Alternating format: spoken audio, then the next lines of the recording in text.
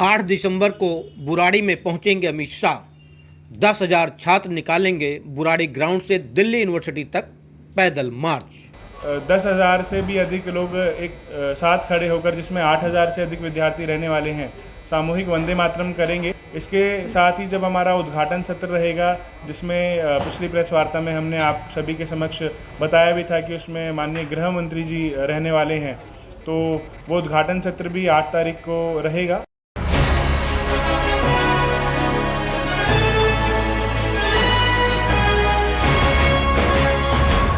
अखिल भारतीय विद्यार्थी परिषद की ओर से अमृत महोत्सव के अवसर पर 69वां वार्षिक अधिवेशन का आयोजन बुराड़ी के ग्राउंड में बड़े ही विशाल रूप से मनाया जा रहा है, जिसमें देश विदेश के लगभग 10,000 छात्र शामिल होंगे।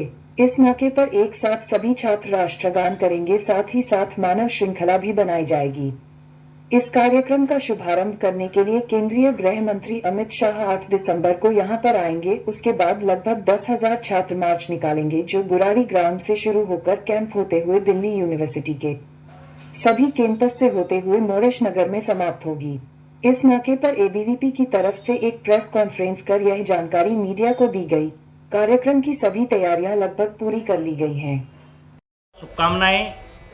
पूरे देश भर की छात्र शक्ति, छात्र तरुणाई का लघु भारत दर्शन हम सभी को देखने को मिलेगा। इस अधिवेशन में कल यहाँ पर प्रदर्शनी उद्घाटन के साथ में यह अधिवेशन प्रारंभ होगा और प्रदर्शनी उद्घाटन के साथ ही छत्रपति शिवाजी महाराज का 350वां राज्याभिषेक को लेकर हिंदवी स्वराज यात्रा का, जो कि लगभग 2000 किलोमीटर चल करके जयपुर के इस दिल्ली के इस अधिवेशन स्थल पर पहुंचेगी। इस अधिवेशन स्थल पर सभी कार्यकर्ताओं के द्वारा स्वागत किया जाएगा और स्वागत के साथ ही उस कार्यकर्ताओं के साथ में इस अधिवेशन स्थल का सभी लोगों को जानकारी मैं और बता दूं कि इस अधिवेशन स्थल पर जब यात्रा पहुंचेगी तो यात्रा पहुंचने के साथ ही यहां पर स्वागत के साथ में प्रदर्शनी उद्घाटन होगा। उस प्रदर्शनी उद्घाटन में मूर्तिकार नरेश कुमार जी और राजकुमार भाटिया जी, हमारे वरिष्ठ कार्यकर्ता राजकुमार भाटिया जी मौजूद रहेंगे। और प्रदर्शनी उद्घाटन के बाद में आपको देखेंगे, आप प्रदर्शनी उद्घाटन में पूरा देश आज़ादी का अमृत महोत्सव मना रहा है और पूरे 75 वर्ष पूर्ण होने पर विद्यार्थी परिषद भी अपना अमृत महोत्सव की तरह हम लोग देख सकते हैं कि कितने ज्ञात अज्ञात हुतात्माओं को, जिन्होंने आज़ादी की लड़ाई में योगदान दिया, आज हम उनको आपके बीच में प्रदर्शित करने का कार्य करेंगे। साथ ही लगभग 120 विद्यार्थी जो कि दृष्टिबाधित हैं, दिव्यांग हैं, वो वंदे मातरम गायन एक साथ 8,000 कार्यकर्ता जो रहेंगे उनके साथ में भक्तिमयी, देशभक्तिमयी ये वातावरण आपको देखने को मिलेगा। बाद में हमारे राष्ट्रीय मंत्री होशियार जी ने बताया कि किस प्रकार से इस अधिवेशन की भव्यता रहने वाली है। इस अधिवेशन की जो भव्यता है और जो व्यापकता है, वो आज के वर्तमान में किस प्रकार से छात्रों की, विद्यार्थियों की शक्ति जो है उसको दर्शा रहा है और उस शक्ति के माध्यम से किस प्रकार से युवाओं की भूमिका, भारत को जो स्वकेंद्रित भारत हम बन रहे हैं, विश्व गुरु भारत की हम कल्पना करते हैं, उसमें किस प्रकार से युवाओं की भूमिका रह सकती है, होनी चाहिए, उसको सुनिश्चित करने के लिए इस अधिवेशन में चर्चा रहेगी, विमर्श रहेगा।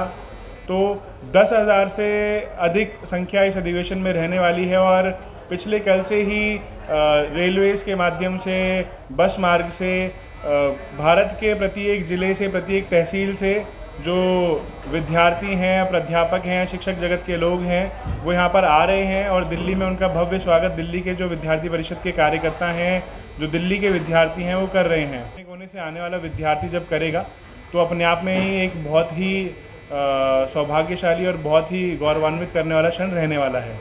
इसके साथ ही जब हमारा उद्घाटन सत्र रहेगा, जिसमें पिछली प्रेस वार्ता में हमने आप सभी के समक्ष बताया भी था कि उसमें माननीय गृह मंत्री जी रहने वाले हैं, तो वो उद्घाटन सत्र भी 8 तारीख को रहेगा।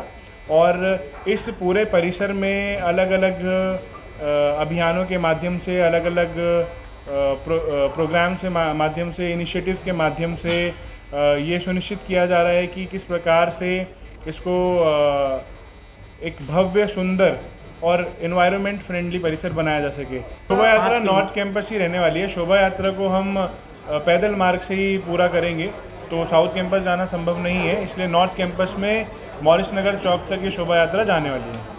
शोभा यात्रा का रूट क्या है? शोभा यात्रा का रूट रहेगा अपने अधिवेशन स्थल से सीधा जीटीबी नगर होते हुए अपना नॉर्थ कैंपस में हडसन लेन के थ्रू एंट्री करके नॉर्थ कैंपस में जो पटेल चेस्ट इंस्टीट्यूट का चौक है वहाँ से राइट लेते हुए सीधा दौलत राम कॉलेज के सामने से मॉरिस नगर चौक लेकर 10 तारीख तक की आप एक समग्र भारत का दर्शन करेंगे, चाहे वो नॉर्थ ईस्ट हो, चाहे वो साउथ इंडिया हो, चाहे वो नॉर्थ हो, चाहे वो वेस्ट हो। हर जगह से हमारे कार्यकर्ता यहाँ पे दिल्ली प्रांत में आएंगे और हम बहुत अपने आप को सौभाग्यशाली मानते हैं कि हमें उनको स्वागत करने का और उनके लिए व्यवस्था करने का, इंतज़ाम करने का मौका दिया है दिल्ली प्रांत ने।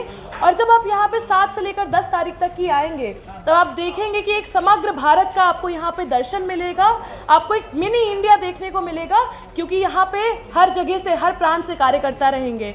और यहाँ पे कुछ बोसी हमारी एक ऑर्गेनाइजेशन है जिसमें जो इंटरनेशनल स्टूडेंट जो इंडिया में पढ़ने आ रहे हैं उसमें से भी 200 से अधिक जो फॉरेन स्टूडेंट्स हैं जो इंडिया में पढ़ने आ रहे हैं वो भी यहाँ पे मौजूद होंगे।